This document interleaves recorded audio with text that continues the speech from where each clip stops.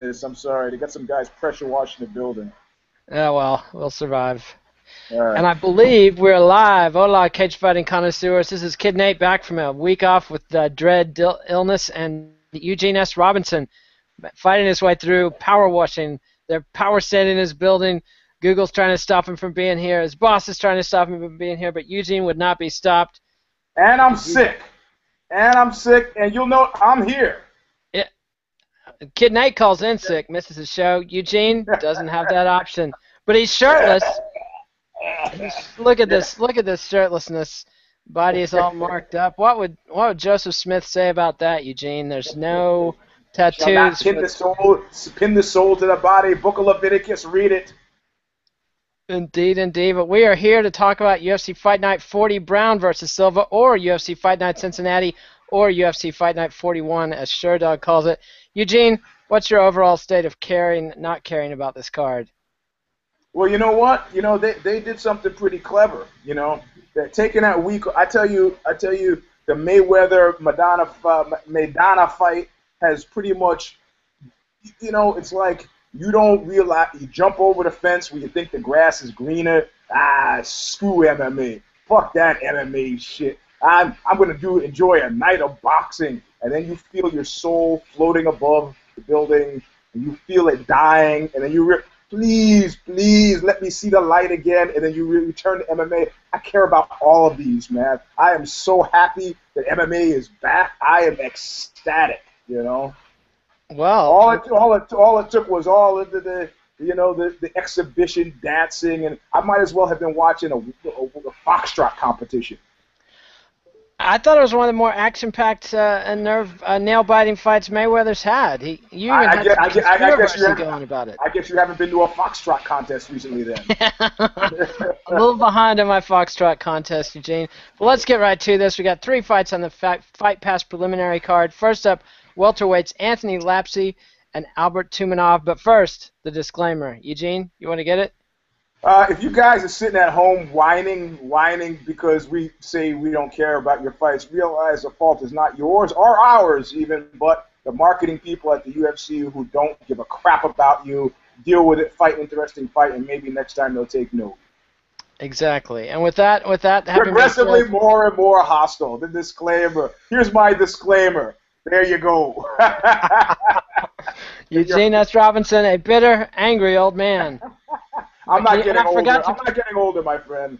You're just getting better. I forgot to plug your book. Oh, my book. What? Yes, Fight. Everything you ever wanted to know about ass kicking, but we're afraid to get your ass kicked for asking. Eugene S. Robinson is the esteemed author of said book, available in hardback, paperback, and Kindle. Where might you get a book like that? Indeed, there'll be a link in the post.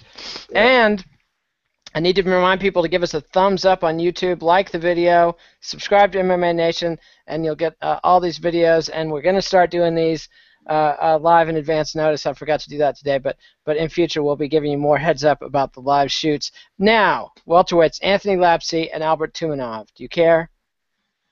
Well, after that big intro I just gave, it's very disappointing to have to say I do not care. Yes, indeed. Reality intrudes. Yeah, I don't care. But you know what? Yeah, it's too bad we don't. Who was that young upstart that we have on the show sometimes? Zane Simon. I'm sure he would come up with a reason to care about this. Oh, did you know that Alberto, he had a club foot when he was a child, and but we don't have him, so I'm just gonna have to go with I don't care. Yeah, me too. We didn't bring Zane on because I felt like we could handle this card ourselves. We can do it. We can do it. Yes, se puede. Si se puede, indeed. Zane will be back for the MMA Vivisection with Dallas Winston tomorrow. But first up, lightweights. Salas. Let me tell you about that guy. Indeed. Now that's a meme, kids. That is a meme. Lightweights, Justin Salas versus Ben Wall. Yes, okay. Because? This is Salas for some reason. What had he done that came to my attention? You're looking at your computer there. Tell me. He is 11-5, and let's see. He is a lightweight, training out of, born from Wyoming. Lost to Thiago Tavares by rear naked choke last time. Won a split decision over Aaron Riley. Yep. Got to be in the ring with a legend of MMA. Got knocked out by Tim Means and beat Anton Kuivanen. So he's He's 2-2 in the UFC. I think maybe it was a Wyoming thing that got my attention. I got family out there in Wyoming, so don't look so surprised. But, It's the most backward state in the union. I was just surprised in urban. Hey, my friend Dick Cheney is, whatever, man. He throws a good party. I just don't go hunting with him when I'm out there. Because he will shoot you in the fucking face. But that's just the thing. When you hunt with the vice president, you do it at your own risk. A former vice president. All right. Up next, featherweights, Manny Gamburian versus Nick the Fence Lentz, or Carney Lentz, as he calls himself. We care. Yes, indeed. Do you have a pick? I got it first. I got it first, Eugene. All right. Oh, you did actually finish. You completed your sentence before I completed mine. I have to tell you, I covered this on Knuckle Up, and I have to say, Manny Gamburian is not a gift. He is not, but he is one of those guys that I think my friend Jim Goad would call him a shit magnet. He's just one of those guys that we all have them in our lives where bad shit happens to him. Did you just claim Jim Goad as your friend? Yes. Just checking. I'm a big fan of his earlier work. Although, have you seen this right-wing journal he's editing now online? That's Tacky Mag. It's libertarian. It's like crypto racist. They hired the guy that National Review fired for being racist. That's Jim Goad's finally found his perfect home. Well, he's been spread the money far and wide. He's hired Gavin McInnes on occasion and was on the verge of hiring me to do a piece. So what are you going to say? What are you going to say? I salute your tolerance and broad-mindedness. And my love of lucre. How about that? Your politics are terrible. We'll pay. Okay. Is a deal. He's a great copy editor, though. You got to hand it to Jim Goad. There's never a typo in a Jim Goad publication. Yeah, you pay attention to the small details. I mean, the domestic abuse beefy guy, that's not so exciting. But whatever, people have problems in their lives. You got to get beyond that stuff. But anyway, so he's bad stuff happens to Gamburian. And it just doesn't seem I think what I started calling him on Knuckle Up was hard luck kid, hard luck kid. He's a hard luck kid, man. And Patrick Cote is another one, just a hard luck. People get injured in their fights, but sometimes you get injured and usually you get a chance to get back in there. They give you another leg up. Cote, got injured, man. He's a long way gone from getting another look, Jack. It's like, you know what? He's back in the UFC, and Manny's shoulder has this nasty habit of dislocating itself. That's what I'm talking about. So my pick, I on my show, I picked Lentz, man. I picked Lentz. You're just gonna skip over Nick the Carney Lentz, one of the most boring fighters in the UFC history. You're just not even gonna give him a comment. Just I mean, the thing is, exegesis about Manny and whether he's a gict or a gicta. Well, but sometimes this creates strange bedfellows. I mean, what is that great line from that notorious B.I.G. song? You'll be so hot, people won't stand next to you. You can't. How is it possible that in good conscience, boring or not, that I could go with Gamburian, man? It's clear to me. I don't know whether it's a case of hamartia or what. It's clear to me that God hates him. So, and if God hate him, how could I be for him? I see indeed. Well, that's I like your reasoning there, if you can call that reasoning. I too am picking Nick Lentz. My case is more based in fact, however, in fighting style. Give me your facts. What are your facts? Well, Lentz is great at pushing people up against the cage. He's a former lightweight. He's taller than Manny. He's bigger than Manny. They both basically play the same game. They're both irresistible forces looking to push the other guy across the octagon, up against the fence, and then get the takedown. Now, Manny does have that incredibly low center of gravity, so Lentz might...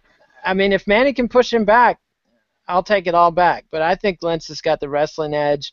I think wrestling beats judo as a rule. And I think Manny doesn't fight especially smart. Did you see Carol Parisian, by the way, Manny's cousin, shit-talking Ronda and Manny and the gang they train with? Yeah, and then I heard that he got slapped in the aftermath, which I don't believe so much.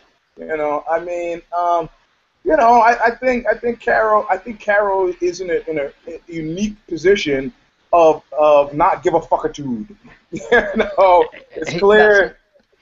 I got no career. I got, so I tend to think what what is that thing that Anton LaVey used to tell me? Key bono. Who benefits? The guy at this point now, he's probably one of the most truthful people at MMA because he's got no reason to lie. It's true. It's true. Although I think that he was just intending that as good-natured fun, hoping that they would come back to Gokor's gym and train with him more often.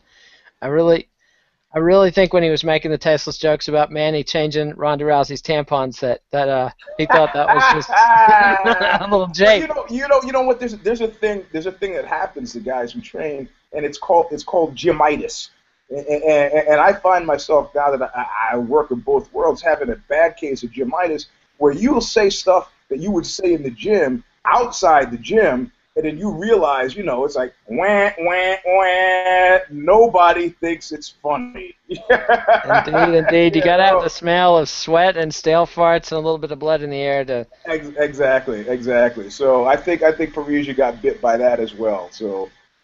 Me too. So we definitely care about that one, and we're both picking a Nick the Carney Lentz, Nick the Fence Lentz, I call him because he's such a stall king. And up next, we've got, let's see what weight class this is. Bantamweights, Eddie Wineland and Johnny Eduardo. This is the first fight on the 4-fight Fox Sports 2 card. Again, this fight card is coming up on Saturday. Fox Sports square root of -2 over the center pi minus the function of, come on, Jesus Christ.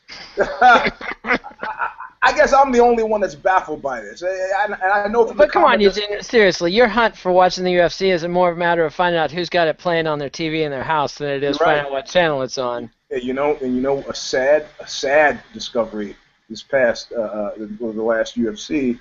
The guy whose house we were watching it at, he gets up to go get some chips from the kitchen, and there was some problem with the TV. He goes, Eugene, fix it, and he tosses me the remote control. And I look at the remote control, and I realize that it's the equivalent of throwing my cell phone to Popeye, Popeye being your dog.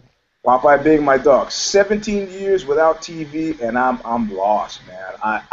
I cannot go into the average dummy's house and turn on his TV. I cannot do this. It's usually actually that's a big red button. I can turn that on, but that's it. Yeah, and you don't want to be touching that one. It's usually a 3 remote control operation in this day and age to turn on the TV. Apple is promising to fix that, but we'll see if they do or not. But anyway, bantamweights, Eddie Wineland and Johnny Eduardo. I have a feeling I know how you're going to say. I care. Indeed. And do you have, because it's Eddie Wineland, man. The dude brings it. Yeah, I'm pulling for Wineland on this one, too. You're going to pick him? Yeah, I got to go with him, too, over Eduardo. I think Eduardo is a bit of an unproven quantity compared to. But he's also one of those guys who's got nothing to lose in this engagement. So, which is why we care. Indeed. It makes it a little bit risky and dangerous to fight somebody who's got nothing to lose. I think people who've run into you in the streets, Eugene, might have had that same experience. You know what? Maybe. Before fatherhood, pre-fatherhood. No, not necessarily. Sometimes you got to stand up for yourself. No, like I said in the fight book, right, which I got here right behind me. So the fights I've started, invariably I have lost, and the fights that have been foisted on me, invariably I've won. So make of that what you would. Instant karma, baby. John Lennon knew whereof he spoke. Yep, it's fast. It's fast. And again, starting a fight could be the equivalent of the fuck are you looking at, and that the guy's got eyes. Looking is free. Go ahead. Have you honestly said that to people, like strangers on the street?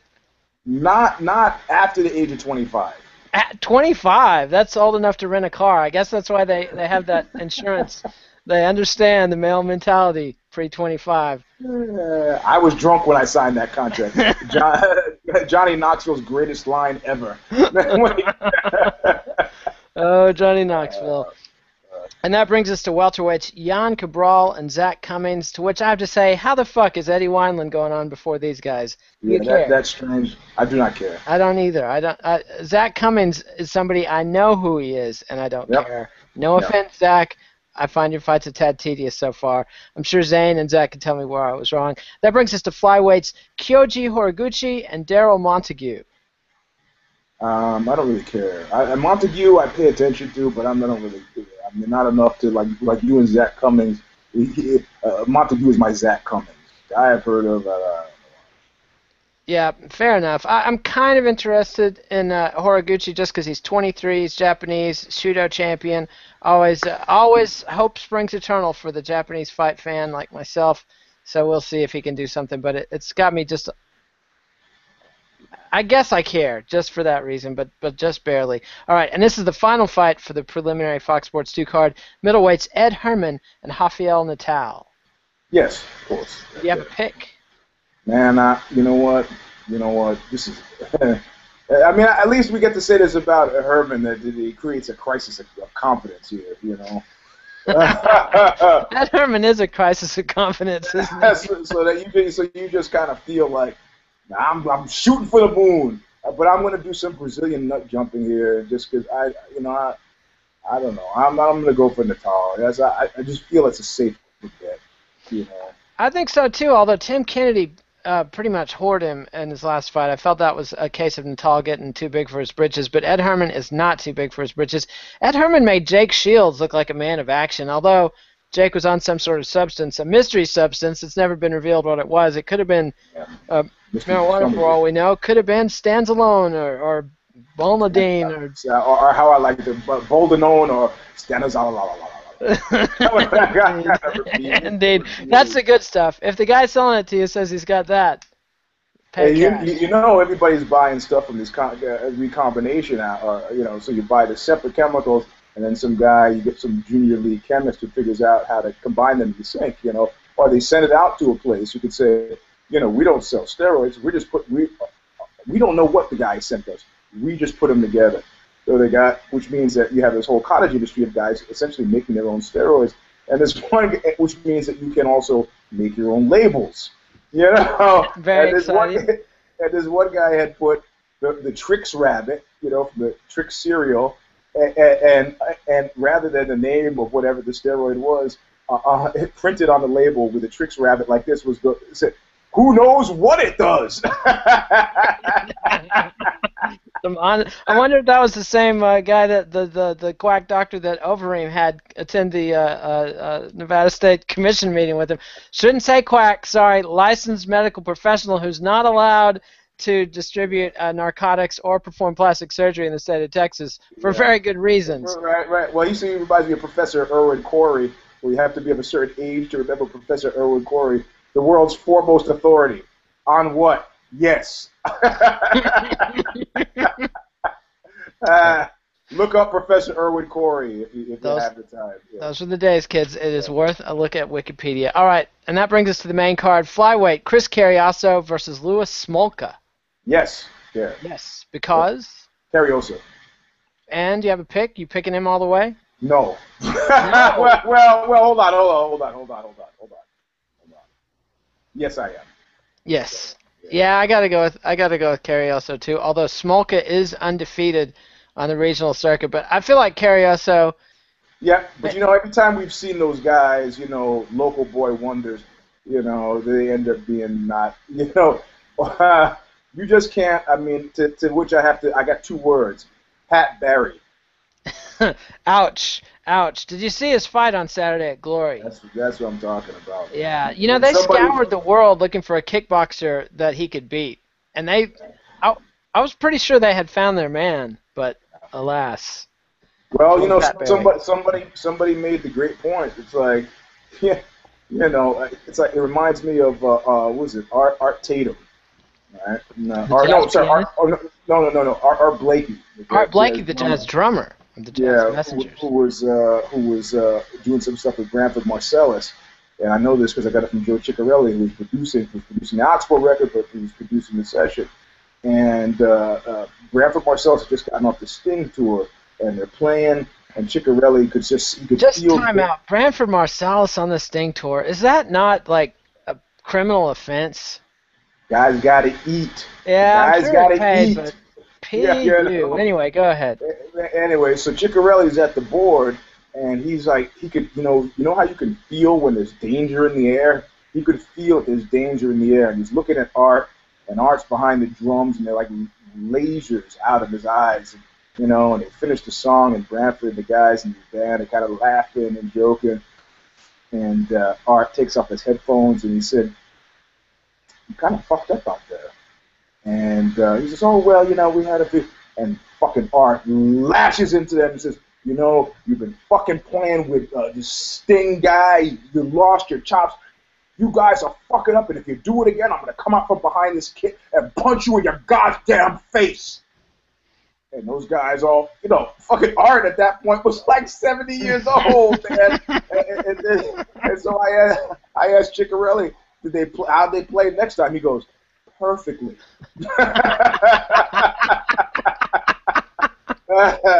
So, one of the lines that Art said, it was like, you think you out there playing rock and roll, you think you could come back in here and play jazz and you're fucking up. Think you could do MMA and think that you're going to just come and do kickboxing again because you used to be a kickboxer. Surprise, No.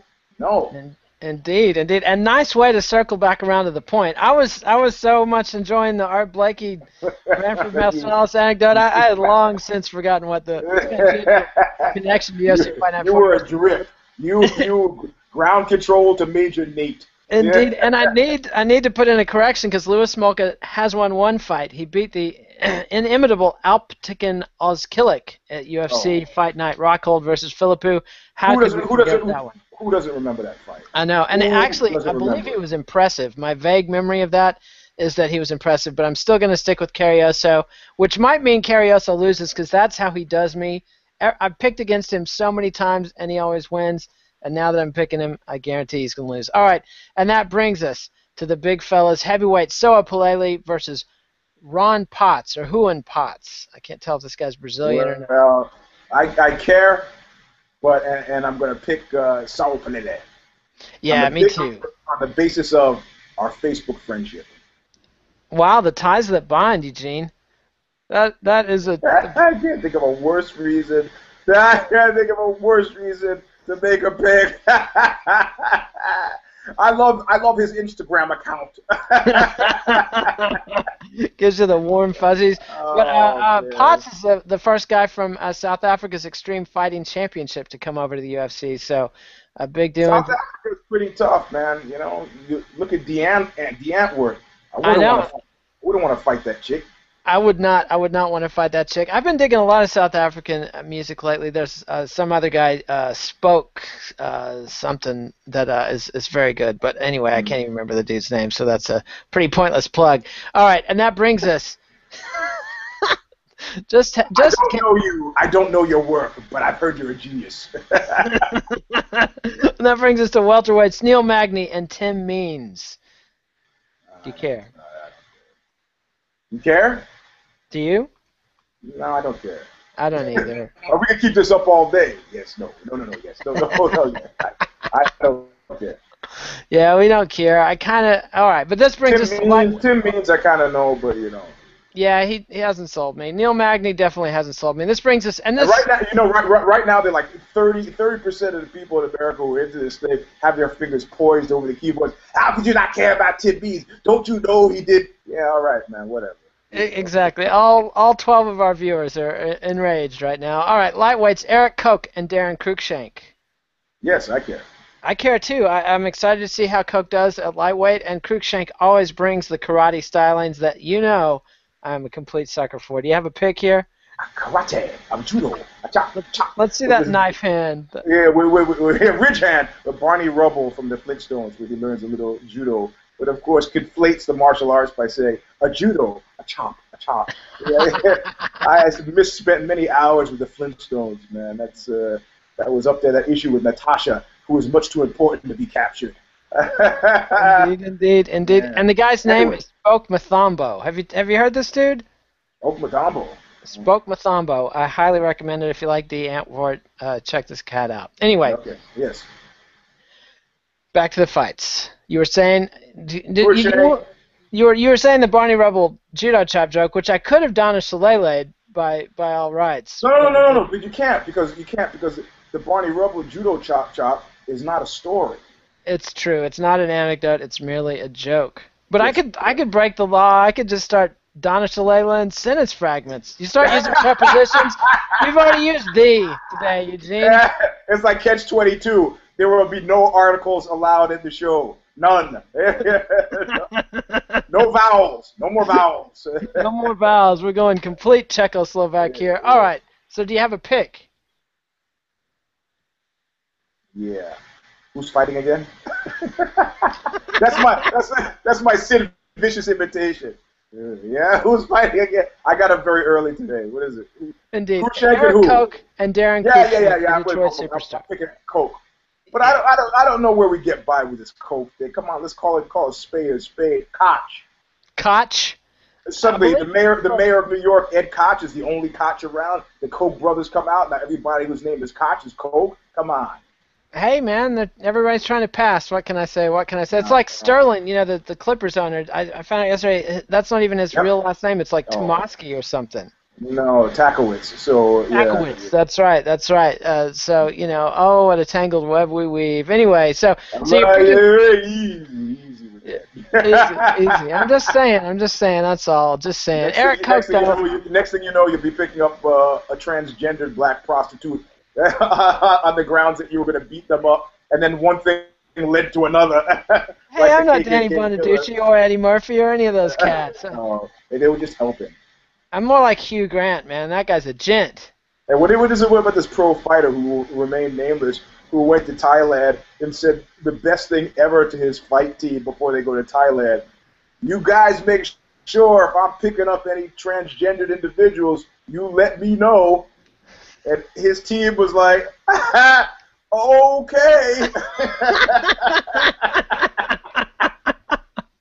Oh, my God. Needless to say, but because this is Care or Don't Care, we'll say it anyway, they did not let him know. Man, what are friends for? That's what friends are for. Let you take home girl boys. Indeed. Well, win in Thailand, Eugene. Win in Thailand. I got to say, I agree with you that Koch is probably going to take advantage of Cruikshank's unconventional striking, but I'll be rooting for the Detroit superstar all the way till he gets knocked out. And that brings us to middleweights, Lorenz Larkin and Costas Philippou. Yes, I'm into it, and I'm picking Lorenz. Yeah, you kind of got to, because Costa, he left Matt Serra and Ray Longo and has not been the same since. I'm not getting a good feeling. Given the age and the recent track record, I'm not getting a good. I have been a big Costas fan, but I gotta make a smart move here. Yeah, he's 34. He's definitely got guy I can't trust written all over him. He lost to Francis Carmart in a hug and mug, and then he got crushed by Luke Rockhold. You and your obsession with the Carmart. That was a good fight. Ah, that wasn't that good a fight, man. You just like hating the guy, so you want to be able to continue to hate him, but okay. I do indeed. Who am I going to hate without GSP around? I love GSP. GSP's an all-time favorite, but the evil GSP, that's all. You love him now that he's gone. Well, isn't that how life works, Eugene? Yes, that's true. I was disappointed. I want my money back from the Captain America thing because I expected that we'd see a lot more of GSP. As Batroc Ziliper? Yeah, the Savat. He was the only reason I actually went to see the movie. Yeah, what do you get, like 2 minutes of highly edited hopping around? Did he get to say anything with his cheesy French accent? He did. He was good, man. He wasn't bad at all, Was he wearing the full purple costume, or? Yeah. Well, it was purple-esque. Purple-esque? Don't you hate how in movies they always make comic book costumes less stupid than they were in the comics? Like... Yeah. Well, I guess you know what? I'll tell you. As a long-time super comic book fan, the only adaptation that just really turned my stomach, I'm gonna have to throw in the toilet the Green Lantern. I'm gonna have to throw Daredevil. Daredevil sucked too. And Fantastic Four, a mockery of the travesty of the sham, written by people who had no understanding of the comic book at all. Directed by. And if I were in control of things, I would take them out back and shoot them. I'd be right there with you. I don't know. I felt like the Daredevil movie exposed something about Daredevil that I didn't want to know, which that he's really just a cheap repackaging of Batman with blindness. Yeah, except, they had that whole James Franciosa, the blind detective thing back in the 70s. Not Longstreet. So that it was a play actually on Longstreet. So, but yeah, he is sort of Batman-esque, but that's okay. But it was just, and they also did to death Ghost Rider, destroyed it. You know? Yeah, Ghost Rider. Ghost Rider could have been all kinds of great movie too. I mean, that was Yeah. basically a Roger Corman movie as a comic book. There's no reason that Well, could. I guess now they're all coming back to me. They also destroyed Howard the Duck. Which I don't Boy, know if did you- they ever, man! And that was one of the great comics of the '70s that is Yeah, completely buried because it was a terrible, terrible '80s movie, yeah, just unspeakable. yeah. And And that was my hedge against it, my first hedge against inflation, because I actually got my hands on Howard the Duck 1, and that used to go for like $350, and then after the movie came out, you know. Yep. Whereas Teenage Mutant Ninja Turtles, that sucker holds its value. Yeah, And I was one of the lucky handful of people who ordered the very first homemade issue of that thing. Uh, later. Hey, why don't you lend it to me? Lend it to me. I'll give it back. I sold it to a Japanese collector in my college days, along with my Misfits singles. And that was a big mistake, Jack. I was perfectly happy with the transaction. I got a lot of cash out of those fellas, way over. Now, hey, Glenn Danzig now suing Jerry Only. Is Man, that he? makes me happy. Oh yeah, because Jerry cut a huge deal with Hot Topic, and it was like, man, when do you learn that you can't that you guys are bound by the hip in regards to? I named the band. I wrote 90% of the songs. My lyrics, my imagery. I drew the Crimson. You know, I adapted the Crimson Ghost. Come on, you gotta pay, Jack. You gotta pay. Yep, You know, yep. Only fair. Although, like you said, he did swipe it from the Crimson Ghost. I mean, it's a clip. But anyway, so you're picking Larkin. We're both picking Larkin because we don't believe in Costas Philippou, and that brings us to the main event: Matt Brown versus Eric Silva. We care. Yeah, we care. Oh yeah, we care. And what's your pick? I mean, Eric Silva is the quintessential Gicht. Well, you know what? I'm realizing now, in the full blush of horror, that on Knuckle Up, I made my picks, and I completely digressed myself out of picking a winner for that. What does that say? What does that say either about me or the fight? That's as if you're negotiating with Eugene, just let him keep talking. And he'll forget everything. Now, where were we? All right, I'm going to give you everything and take nothing. Perfect. Deal. Yeah, I care about it, but I cannot. You summed it up right there. I'm not. I think this Phenom thing, this is a shit or get off the pot moment. I think they presented him a shit and get off the pot moment because they're tired of the neither fish nor fowl. They said, they gave him one patty cake fight, build up his confidence. We don't want to Sukuju him. But now he's in the deep water and he's not getting past Matt Brown. I don't think he's got it in the head. His arrival at Sukuju Avenue was just momentarily delayed. I think Matt Brown's going to crush him. Yeah, I think so too. Matt Brown is the definition of the deep end. I would not want to meet that guy. I wouldn't want to meet him in a car. I wouldn't want to meet him in a house. I wouldn't want to meet him in a boat. That dude is tough and mean and nasty. And he's going to be out there topless. So Indeed. Indeed. I referenced his ill-fated podcast wherein he suggested all. And it was a joke. It was totally a joke, delivered as a joke. And that was the end of his podcasting career because the UFC has a... I have a personal history with the exact right joke at the exact wrong time. But say it ain't so, Eugene. I can't. You? Yeah, it got me chased by gang members back in Brooklyn for an entire year at the age of 13. Was this Mike Tyson's gang? Yes. I'm not telling the story because I'm mindful of the fact that I have told the story already. But well, this is a good one. I'm gonna hold the Donna Shalala back. Oh, really? Really? What do you remember of the story then? I'm trying to remember the gang's name. That's Jolly Stompers. Jolly Stompers. All right. And I remember you evading them cleverly. By hiding in the bathroom.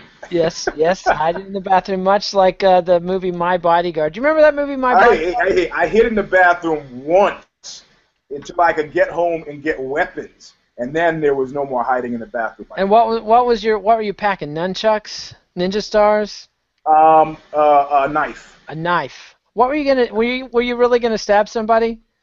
I was an angry kid, and And there was no way in the world I was going to get beaten up on a sidewalk by 5 guys. No fucking way. No way. Somebody was getting it in the leg. I see, I see, I see. Well, I'm glad you didn't have to resort to that. I never liked sharp weapons. I always preferred blunt objects myself. I just never stabbing, even though you can crack somebody's skull with a baseball bat or a baton, stabbing somebody just always seemed one toke over the line. Well, except you know what? On the Lower East Side, there was a guy who had tried during the hardcore days. There's a guy who tried to rape a friend of ours, and we tracked him down and caught him down on 2nd Street, and proceeded to beat him half to death. But after the beating was over, the guy was unconscious, and we start leaving, and then we see him get up, and one of the guys in the agnostic front ran back with a tire iron. And I was like, oh shit, Kabula he's going to get in there. And he raised the tire iron, and I could see, like, the whole, the guy was pretty screwed up at that point, but I could see, like, Kabula's perception of humanity kicking in. And as he starts to bring the tire iron down, he, like, gets close to the guy's head, and he can't really do it. And then he just delivers a glancing blow off of the guy's shoulder. And I actually felt really good. I was like, Rob's a good guy, man. He's a good. A week and a half later, there's another fight, again, down at the Mud Club, actually. And there's a friend of mine, Diego, who I can't remember the name of his band, and he's beating this guy up, and he pulls off his big dookie chain. And I go, Diego, is going to see the same moment where Diego's going to pull his punch, because this guy is clearly screwed up, and Diego took off this big, link chain and just brought it down like Zeus on the guy's back. And I'd never seen a guy hit the ground faster. We whipped him 3 or 4 times with this chain, and the guy finally realized. You could see the guy figured, if I go down, he'll stop. And then when it didn't stop, you could see the guy, his brain go, I gotta get out of here. Then he gets up and he runs down this dark alley because it was down in Chinatown. And right about then, some black and like Puerto Rican teenagers come around the corner and they're like, whoa! And then they say to Diego, yo, does he have any money? And Diego looks at him and goes, lots. And they take off after this guy, and I never saw the guy again. So well. Bad night for a guy who fucked up. That'll happen. That'll happen. Guys that fuck up frequently have bad nights. I know. Well, he was a thief. He had stolen somebody's leather jacket. You can't show up at the show with a stolen leather jacket and think that the guy who you stole it from is not going to be there. Yep. And that's a bad policy. I was on tour with the band once. I'm not going to mention their name. I was with another band, but they had 2 just inveterate sticky finger guys in the band. And in fact, the drummer of one of those of the band was wearing the leather jacket of the other band we were opening for. That's bad. Well, that is at some point somebody. Go ahead. Oh, it was at the show. Like he saw the jacket backstage, just put it on, and it wasn't Weezer, but it was a band that was like coasting off of having opened for Weezer. So everybody was pretty much cool with it because they sucked and were pussies. But so did they go up and say, hey, it's my jacket, or just let it slide? No, he just blushed real hard, and but then that caused some intra-band tension because the bass player was gay. He felt like that guy that had the jacket stolen was gay, and so then he jumped on his drummer for being homophobic. And then they had this great meeting at a picnic table at the next night in Lubbock, Texas. The evil half of the band on one side, the do-gooder half of the band on the other, and the singer at the end of the table weighing the arguments, which basically consisted of my friend Ed the Creep going, look, we're not going to steal from each other. And then he sees me and he goes, or those guys. But otherwise we should be free to rally. And That's great. That's great, man. It was. That's actually one of the worst tour situations I heard of. Involved a band, and I'm not gonna say the name because I'm not sure if I'm getting the name right. But you mentioned that the guys were gay. Well, these guys both discovered that they were gay on the same tour, and were having sex in the van as they're all driving along. And they say, hey, you guys, I appreciate that, but no, we're bros and bandmates. Maybe you could not be sucking each other's cocks in the van when we're doing, And then they broke up on the tour. And then one guy was so depressed that they broke up on the tour, he tried to kill himself. Oh. And I'm not saying they they had like a lot of long drives. Tried to kill himself in the van. While everybody was in there. In the van, yeah, like up in the loft in the van, cut his fucking wrist, and one guy is sitting there and goes, "Hey man, you spilled some soda. You spilled. It's not so. Jim, yeah, it was. Oh my God. The band. It was a good band at the time, but they are clearly at this point broken up.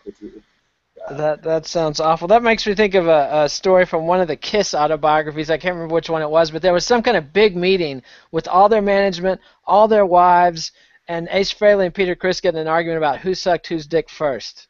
And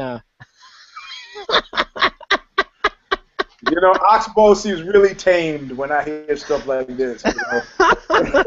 Indeed. Anyway.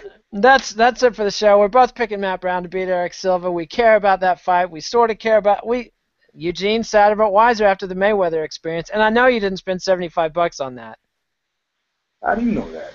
I'm just guessing. Tell me, did you? Don't. Hey, I you know what? I am a hermit crab.